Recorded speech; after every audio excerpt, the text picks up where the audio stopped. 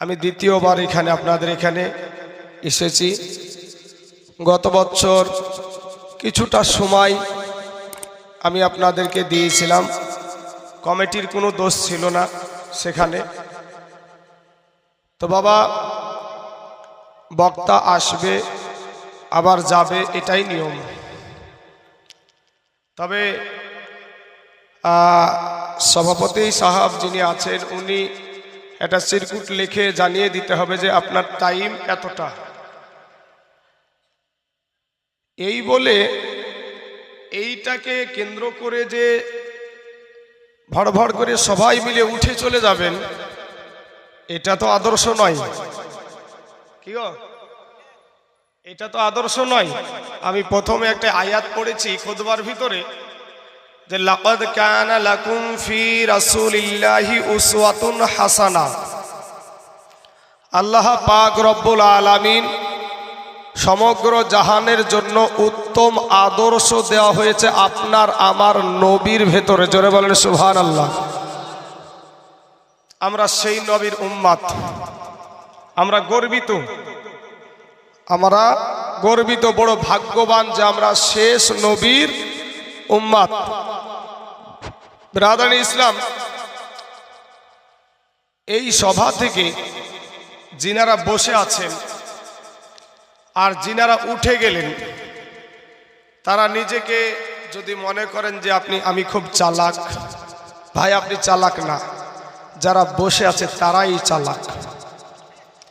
এক মুড়ল জীবনে কোনোদিন বাবা বিচারে গিয়ে কেউ ওকে হারাতে পারেনি, কেউ ঠগাইতেও পারেনি। তো মুড়ল গেলছে, এখন তো বাড়িতে বাড়িতে টয়লেট হয়েছে, পায়খানা হয়েছে, কিন্তু আগে তো পায়খানা ছিল না। মাঠে ঘটি নিয়ে বদনা নিয়ে মাঠে চলে যেত, আরাম করে মাঠের পায়খানা। তো মুড়ল গেলছে পায়খানা ফিরতে, ওই বদনাই করে পানি নিয়ে, বদনার তলা বাবা ফুটা, বদনার তলা ফুটা, পায়খানা আরাম করে পায়খানা ফিরতে তো একটা সময় লেগেছে। ওই ফুটা দিয়ে পানিটা পড়তে পড়তে সব পানিটা পড়ে গেছে। পায়খানা ফেরার পর এবার আপনার পানিটা খরচ করতে গিয়ে দেখছে বদনায় আর পানি নাই।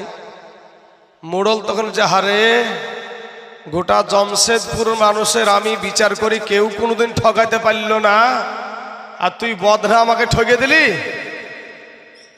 তুই কতখানি ঠগাইতে পারিস কাল তোকে দেখবো। আমি একটা মোড়ল মানুষ আর তুই আমাকে বদনা হয়ে ঠগালি, কাল তোকে বুঝাবো।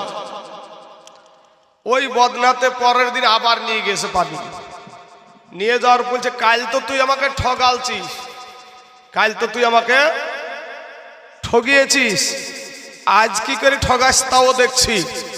আজকে আর পায়খানা ফিরছি না, পায়খানা ফিরার আগে পানি খরচ করব। কে ঠগলো? এখানে যতগুলো আলেম ওলামা আছে এক বাক্যে সবাই স্বীকার করবে যে যেখানে কোরআন ও হাদিসের আলোচনা হয় সেই জায়গায় আল্লাহর অগণিত রহমতের ফারিস্তা নাজিল হয়। জোরে বলেন সুবহানাল্লাহ। এখন যারা উঠে গেল সেই বাগান থেকে বঞ্চিত হলো না ভাই? বঞ্চিত হয়েছে।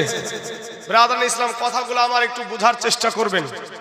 আমার ওয়াজ, আমি গত বছর কি বিষয়ের উপর আমি ওয়াজ করেছিলাম আমার অতটা খেয়াল নাই ভাই। 500 কিলোমিটার রাস্তা পাড়ি দিয়ে আপনাদের এখানে পৌঁছেছি। আজকে আমি 500 কিলোমিটার রাস্তা পাড়ি দিয়ে এখানে পৌঁছেছি। ভাই একটু বোঝার চেষ্টা করবেন আমার নৌজওয়ান যুবক ভাইয়েরা। আর তাছাড়া আর একটা কথা বললেই হয় না, যে আপনাদের যে যুব কমিটি, এই স্ট্রং কমিটিটা দেখে খুব সুন্দর লাগছে।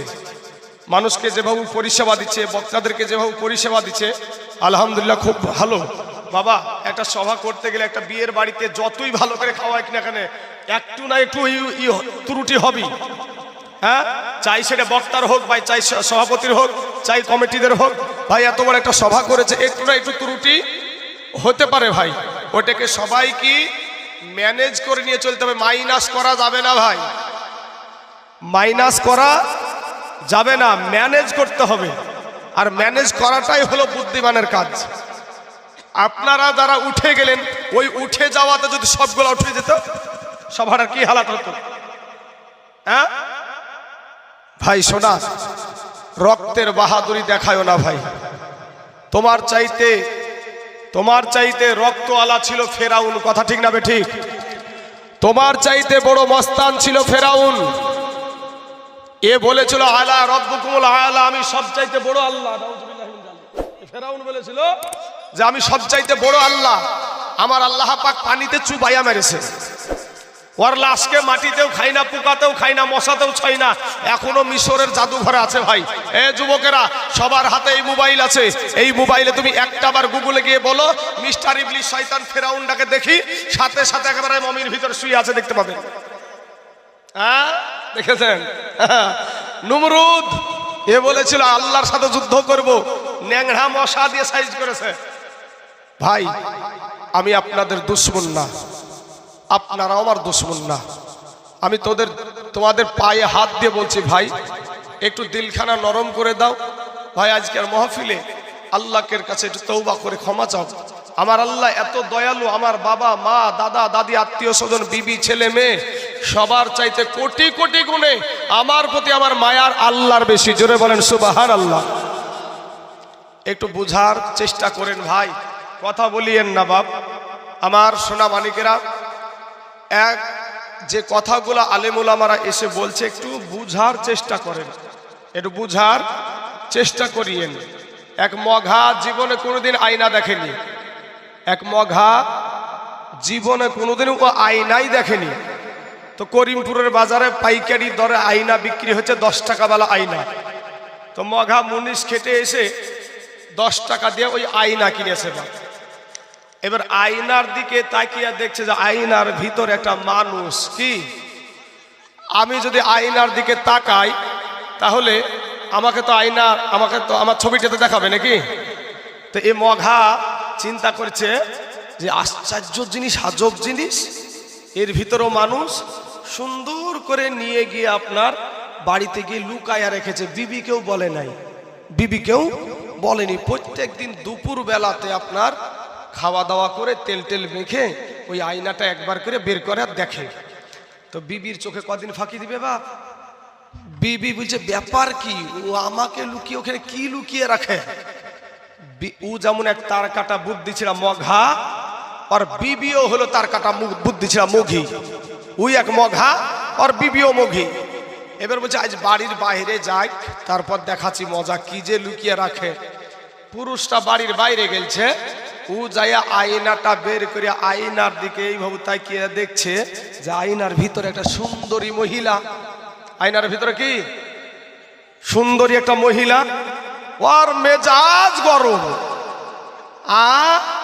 এই বয়সে আবার 40-এর কুঠা পার হয়ে গেল, কবে জানি বিটির বিহা দেয়, জামাই এসে আব্বা বলে ডাকে, আর আমার মতন সুন্দরীকে রেখে আবার শুরু করেছে। মেজাজ গরম করে বাবা ছুটতে ছুটতে গিয়ে শাশুড়ি আম্মার কাছে চলে এসেছে। শাশুড়ি আম্মাও বাবা তার কাটা বুদ্ধি ছিল। শাশুড়ি আম্মাকে যে বলছে, মা দেখেন তো আপনার বেটার কুকর্মগুলা। কেন রে মা, কি হয়েছে? আপনার বেটা এই বয়সে আমার মতন সুন্দরীকে রেখে আবার প্রেম করতে আরম্ভ করেছে। মাই একটা ধমক দিল, আমার বেটার মতন বেটাই নাই, আসলেও নাই। তখন বলছে চলেন, হাত খানকে পকেটে ধরে বলছে চলেন আপনাকে সচক্ষে দেখাচ্ছি।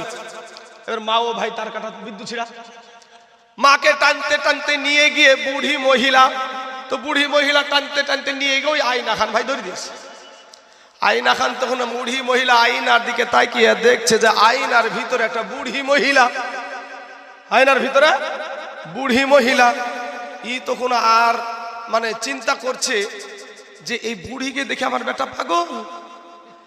এই চিন্তা করতে করতেই কান্না শুরু করেছে, কেউ চুপাতে পারে না। একটা সময় বেটাকে ডাকা হলো, বেটা আসলো।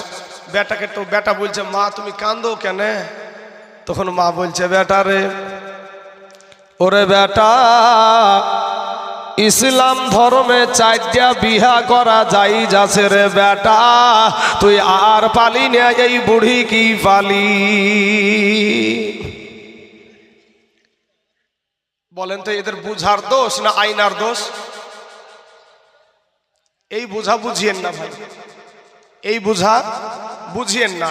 আমার মাইকম্যান ভাইকে বলবো, ভাই এই বক্সটা আমার দিকে করে দেন, এই বক্সটা আমার দিকে করে দেন, তাহলে সুবিধা হবে। তো বাবা, যে আদর্শের আমি আয়াত পড়েছি একটু বুঝবেন, আয়না দেখার মতন বুঝিয়েন না, মঘার মতন বুঝিয়েন না। নবী পাক সাহেবে লাউলাক, উনার কর্ম আমাদের ধর্ম, উনার কর্ম আমাদের ধর্ম। নবীজি যেভাবে পেশাবে গিয়েছেন ওইভাবে আমাদেরকে যেতে হবে। নবী যেভাবে পোশাক পরেছেন ওইভাবে আমাদেরকে পোশাক পরতে হবে। বাবাজি, আমি এখানে পাগড়ি পরেছি, পাগড়িটা কি কোনো বিধর্মীদের? হ্যাঁ বাবাজি, আমার সোনা মানিকেরা, পাগড়ি পরা হলো সুন্নাত, জুব্বা পরা হলো সুন্নাত। ব্রাদার ইসলাম, আপনি কেমন পোশাক পরবেন তাতে নবীজির আদর্শ আছে। আপনি কিভাবে ভাত খাবেন তাতে নবীজির আদর্শ আছে। আপনি কেমন ভাবে আপনার মা বাবার সাথে ব্যবহার করবেন তাতে নবীজির আদর্শ আছে। আপনি কেমন করে আপনার দেশের ইমাম সাহেবের সঙ্গে কেমন আদর্শ দেখাবেন তাতে নবীজির আদর্শ আছে। ব্রাদার ইসলাম, আলেম উলামার সাথে কেমন ব্যবহার দেখাবেন তাতে নবীজির আদর্শ আছে। দেশের মেম্বার হয়ে কেমন করে দেশ পরিচালনা করবে তাতে নবীজির আদর্শ আছে। ব্রাদার ইসলাম, সন্তান মা বাবার সাথে কেমন ব্যবহার করবে তাতে নবীজির আদর্শ আছে। মা বাবা সন্তানের সাথে কেমন ব্যবহার করবে তাতে নবীজির আদর্শ আছে। আপনি বাবাজি গোসল করবেন তাতে নবীজির আদর্শ আছে। আপনি মাথার চুল কাটবেন তাতেও নবীজির আদর্শ আছে। জোরে বলেন সুবহানাল্লাহ। বাবাজি, সুন্নাতি চুল কাটা আছে ভাই। এই যে আমরা চুল কাটি না, সেলুনে যাই, যেখানে চুল কাটে ওটাকে সেলুন বলা হয় তো নাকি, বা নাপিত ঘর। আপনার ঘরের সন্তান, আমার ঘরের সন্তান নাপিতের কাছে যাচ্ছে, সেলুনে যাচ্ছে, যাওয়ার পরে সেলুনওয়ালাকে বলছে, বা সেলুনওয়ালা ভাই আমাকে বান্দর কাট দেন, নাইলে হলুমান কাট দেন। মাথার ভিতরে ভাই টিকটিকিও এখন বানাচ্ছে, মাথার ভিতরে টিকটিকিও বানাচ্ছে। আল্লাহর দেওয়া রং পছন্দ হয় না ভাই, কুত্তার লেজের মতন রং করে মোটর সাইকেল নিয়ে ঢং করে বেড়ায়, নিজেকে খুব মহান মনে করে। কিন্তু শিক্ষিত সমাজ এটাকে ভালো নজরে দেখে না। বাবাজি, আমার সোনা মানিকের, আমার পর্দার আড়ালের মা খেলা গো, শুনে জানা যে রাতের বেলা মা, এই দুনিয়াটা কিছুই না রে মুমিন। এরে আমার নবীর উম্মতের দল, মাস্তানি করিও না রে যুবক ভাই, রক্তের বাহাদুরি দেখায়ও না। কয়দিন আর দুনিয়ার জমিনে বাজবারে যুবক, আজ রাস্তার ভিতরে যুবকের লাশ অভাব নাই, আজ পানির ভিতরে যুবকের লাশ অভাব নাই, ঘরের ভিতরে যুবকের লাশ অভাব নাই। আজকে জমশেদপুরের মসজিদে ইন্না লিল্লাহির ডাক, কালকে পাশের গ্রামে ইন্না লিল্লাহির ডাক। অভাব নাই রে যুবক, ও আমার কালেমার ভাইয়েরা, ও গো আমার পর্দার আড়ালের মা খালা গো, শুনে জানা যে রাতের বেলা মা, ও মা এই দুনিয়াটা কিছু না গো মা। যুবক ভাইয়েরা রে আমার, কত মানুষ, কত যুবক মাঠে মুনিশ খেটে ভাত খায়, তারপরও 5 ওয়াক্ত নামাজ পড়ে, অভাব নাই। কত যুবক কেরালাই যায়, তারপরও 5 ওয়াক্ত নামাজ পড়ে, অভাব নাই। তুমি কেন পারবা না রে ভাই?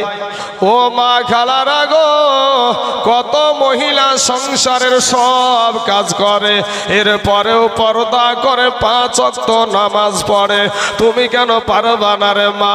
ওরে মা, কত কালেমার বোন আমার স্কুলে যাই, কলেজে যাই, বাবা গো পর্দা করে 5 ওয়াক্ত নামাজ পড়ে, হে মুসলমানেরা, হে আমার আব্বা জানেরা, আমরা দেখলাম ভাই কর্ণাটকের জমিনে একজন আমার কালেমার বোন, আমার একটা মুসলমান বোন পর্দা করার কারণে আমার বোনটাকে জয় শ্রীরামের স্লোগান দিয়ে যখন তার দিকে আগিয়ে যাচ্ছে, ওই বোনটার পাশে তার একটা কালেমার ভাই ছিল না, তার একটা মুসলমান যুবক ভাই ছিল না, তার বাবা ছিল না।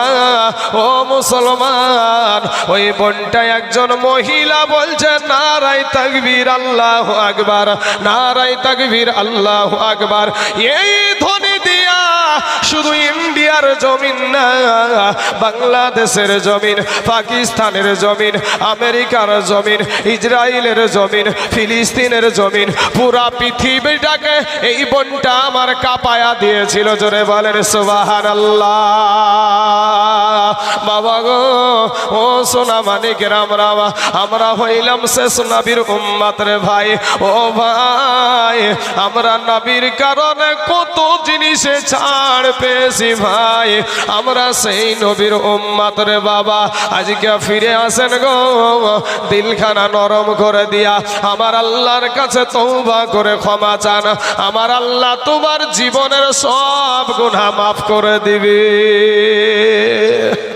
বাবা সোনা মানিকের আমার ভাই জানেরা,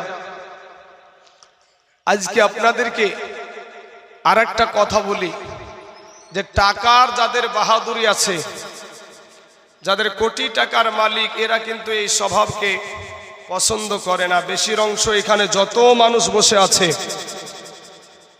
গরিব মানুষ, খেটে খাওয়া মানুষ। কোটি টাকার মালিকেরা টাকা আছে, কিছু টাকা এসে সভাপতির হাতে দিয়ে দিল, বাস চলে গেল। বাবা, টাকাতেই যদি সব কিছু হতো তা আমার নবীর ঘরে টাকা ছিল না ভাই। হ্যাঁ, কিন্তু সাদ্দাদের ঘরে টিকি টাকা ছিল। হ্যাঁ, এই সাদ্দাদ নিজে জান্নাত বানিয়েছিল। হ্যাঁ, আমার আল্লাহ পাক নিজের জান্নাত নিজে কি দেখতে দেখার সৌভাগ্য দেয় নাই। কবি বলছেন কোটি টাকার মালিক দেখো এ অভাব হয় না দূর, আর গরিব ঘুমায় আরাম করে মনটা বাহাদুর। ফেরাউনের লাশটা দেখো এ মিশর জাদু ঘরে, খাই না মাটি পোকা মাছি সবাই ঘৃণা করে। আমি বললাম কোটি টাকার মালিক দেখো অভাব হয় না দূর, গরিব ঘুমায় আরাম করে মনটা বাহাদুর। এই যুবকেরা, তালাশ করে দেখো, যার যত টাকা আছে তার তত দুশ্মনও আছে। কথা ঠিক না ঠিক? বাবা, আমি আপনাদের এখানে এসেছি, আমার ড্রাইভার আর আমি আর আমার একটা ছাত্র, আর কোনো প্রোটেকশনের দরকার হয় নাই। এখানে আলেম ওলামা বসে আছে, এনাদের কোনো রকমের গার্ডের প্রয়োজন হয় না। কিন্তু এক্ষুনি এখানে নরেন্দ্র মোদী আসুক তো দেখি, রাস্তাঘাট পুরো ব্লক করে দেবে। হ্যাঁ, একটা রুগী নিয়ে যাওয়ার মতন, একটা রুগী রাস্তা দিয়ে যাওয়ার মতন অবস্থা রাখবে না, শুধু পুলিশে পুলিশে ঘেরাও করে দেবে। কিন্তু ভাই তদন্ত করে দেখো, তুমি হয়তো বলছো যে কোটি টাকার মালিকটা তো টাকার অভাব না, তার আবার কিসের চিন্তা থাকবে? ভাই, যার যত টাকা আছে তার তত টেনশনও হয়। এই কপাল পোড়া টাকাওয়ালা কপাল পোড়ার কপালে আপনাদেরকে যদি এখন আমি জিজ্ঞাসা করি, ভাই আপনারা কার হাতের খাবার খেয়ে এসেছেন? বিবাহিত যারা পুরুষ আপনারা বলবেন, সবাই বলবেন আমরা বিবি রান্না করে দিয়েছে, আমাদের বইয়ের হাতের খাবার খেয়ে এসেছি, তাই তো বলবো নাকি? তো বাবা, এই কোটি টাকার মালিকের কপালে বিবির হাতের খাবার জুটে না, খাবার জুটে না। আপনি তালাশ করে দেখেন, বহরমপুর শহরে গিয়ে বিবিও কোটিপতি, বিবিও চাকরিজীবী, স্বামীও চাকরিজীবী, রান্না করে কে? বাড়িতে একটা চাকরানি আছে, বাড়িতে একটা চাকরানি আছে, ওর কপালে ওই চাকরানির হাতের রান্না করা খাবার জুটে, বিবির হাতের খাবার। এত টাকার মালিক, হ্যাঁ, তারপরে ওর বিবির হাতের খাবারটা ওর কপালে জুটছে না। বাবা, এরপরে সারা দিন বাইরে থাকার পরে সন্ধ্যা 8টার দিকে বাড়িতে আসছে, তো বিটিও বাড়িতে নাই, বিবিও নাই, বেটাও নাই। আমরা গরিব মানুষ যারা, আমরা বাড়িতে সন্ধ্যা 6টায় যদি প্রবেশ করি, তাও আমাদের বিবি বাড়িতে, আমাদের বিটি বাড়িতে, আমাদের বেটা বাড়িতে। কিন্তু আপনি তালাশ করে দেখেন, আপনি বহরমপুর শহরে চলে যান, যে সব স্কোয়ারের ফিল্ডে আড্ডা মারে, সবাই আড্ডা মারে। এ ব্রাদার ইসলাম মুআজ্জাজ সামিন ইকরাম, বাবাজি আমার সোনামানিকেরা, এই কোটি টাকার মালিকটা বাড়িতে ঢুকছে এতিমের মতন, মাউড়ের মতন, বিবিও নাই, চাকরানির হাতে দুটো খাবার খেয়ে বিছানায় শুয়ে পড়লো। কিন্তু আমরা গরিব মানুষ, আমার খেটে খাওয়া বাপজির, আমার ভাইগুলা যখন সারা দিন মান হাড় ভাঙা খাটনি করে, এর বিবির চিন্তায়, বিটির চিন্তায়, বেটার চিন্তায় ঘুম আসে না বাপ। চিন্তা করে বিবি কখন কোন খবর আছে, বিটির কোন খবর আছে, বেটার কোন খবর আছে।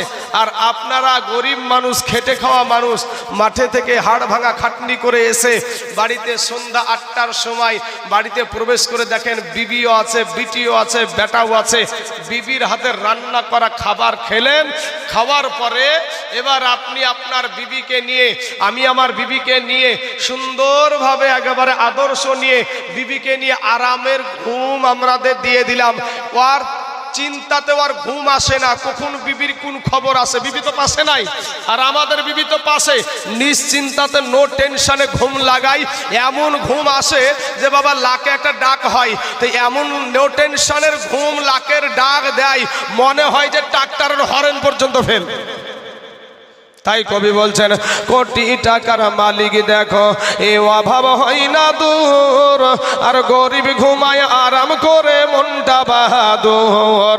ফেরাউনের লাশটা দেখো এ মিশর জাদু ঘরে, খাই না মাটি পোকা মাছি সবাই ঘৃণা করে। হৃদয় থাকিতে যার এ নম্রতা সদা, রহমত আসিবে সেটা প্রভুর ওয়াদা। বড়র বড়াই থাকলে দিলে, এ বড়র বড়াই থাকলে দিলে বাইরে রহমত আসবে না। আর নিজেকে নিজে ছোট মনে করিও সদা। উঁচু জমিন থেকে পানি এ নিচু জমিনে যায়, তেমনি কইরা খোদার রহমত আসে নম্রতার হৃদয়। ভোগ বিলাসের বাড়ি গাড়ি, এ ভোগ বিলাসের বাড়ি গাড়ি এ পড়ে রবে সব, থাকতে সময় স্মরণ করো আল্লাহ আমার রব।